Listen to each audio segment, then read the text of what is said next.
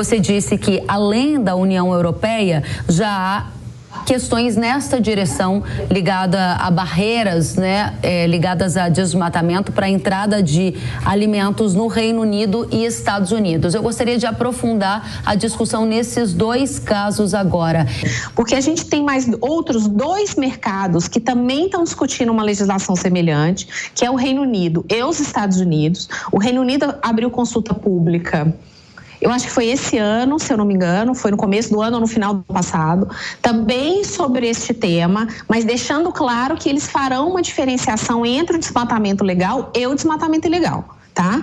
Os Estados Unidos abriram este ano, fechou agora a consulta pública dia 2 de dezembro, agora. Mas eles não têm texto preliminar, eles simplesmente abriram uma consulta pública para o mundo inteiro, falando que os Estados Unidos têm a pretensão de ter uma legislação da mesma natureza, com o mesmo argumento, que é evitar o que eles chamam de importação de carbono, né? Que é assim, eles têm uma meta climática, esses países têm metas climáticas, então eles falam que para cumprir essa meta climática deles, eles precisam cuidar não só da sua produção, mas de tudo que entra no seu país. Primeiro eu vou falar do Reino Unido. O Reino Unido tem uma discussão mais adiantada, mas não há texto. Então, como não há o texto, o que eles consultaram? Eles consultaram perguntas para saber se aberto para a sociedade como um todo. Então, quando você vai responder a consulta pública, você pode responder como sociedade civil, como consumidor, como empresa, como organização representante. Eles queriam saber perguntas do tipo, você acha que... uma das perguntas era essa, com relação ao desmatamento legal e ilegal, ou você acha quais os produtos que deveriam ser incluídos, e ainda não há um texto, então não é possível dizer, mas essa questão do desmatamento legal e ilegal, isso a gente sabe, porque eles já falaram para nós aqui, inclusive em reunião até aqui com a encarregada de negócios, ela falou e assim que o Reino Unido entende essa diferenciação. Então a gente não tem texto no Reino Unido, mas a gente sabe que vai ter essa diferenciação. Quais vão ser os requisitos? Se vai ser geolocalização precisa? Se vai ser cumprimentos de outras legislações? A gente só precisa do texto para saber. Os Estados Unidos não tem nada. Os Estados Unidos abriu consulta pública agora. E não deu, assim, que a gente conversando até com o pessoal que está nos Estados Unidos, que acompanha, até a nossa embaixada lá nos Estados Unidos, é que realmente eles estão querendo coletar o maior número de informações para levar uma proposta preliminar. Mas nesse momento não tem nenhuma definição, tá? Então, pelo timing, a expectativa é que a do Reino Unido saia antes da dos Estados Unidos, porque a do Reino Unido já foi feita com bastante tempo antes, tá? Como esta medida aprovada lá na União Europeia, um acordo provisório, impacta o produtor de alimentos no Brasil? Kelly, a extensão desse impacto ainda não está clara.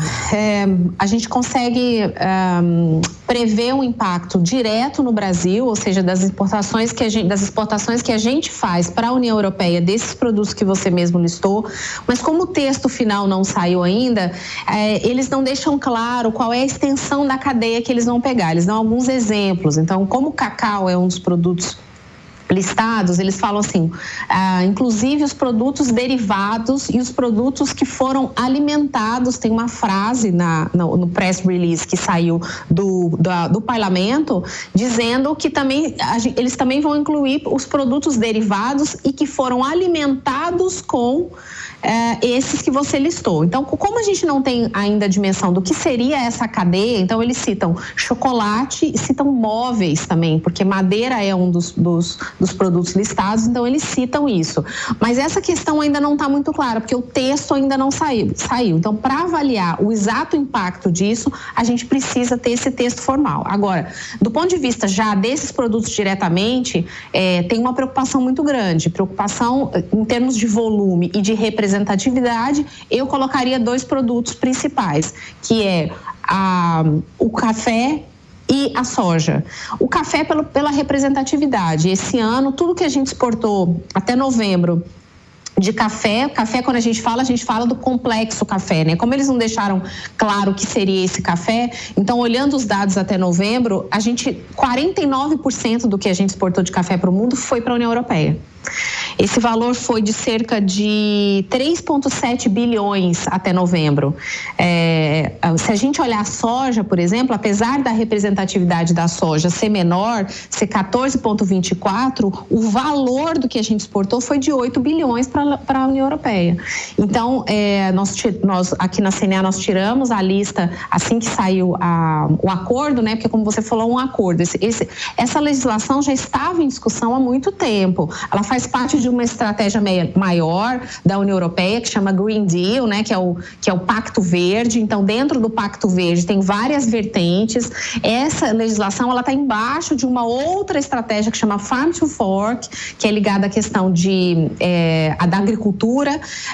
E aí, no ano retrasado, inclusive, eles começaram a falar sobre isso, teve a consulta pública, então já é um processo que vem de um tempo e agora se chegou ao acordo, né, do trílogo que a gente chama, que é a Comissão Europeia, o Parlamento Europeu e o Conselho Europeu. Então, isso que aconteceu agora foi só a finalização do acordo, porque cada um tinha uma proposta específica. Por exemplo, agora no final foram incluídos alguns produtos que não estavam em discussão antes. Então, isso que a gente está vendo agora acontecer dia 6, que aconteceu, foi divulgado dia 6, foi esse acordo do trílogo, mas o texto final a gente ainda não tem.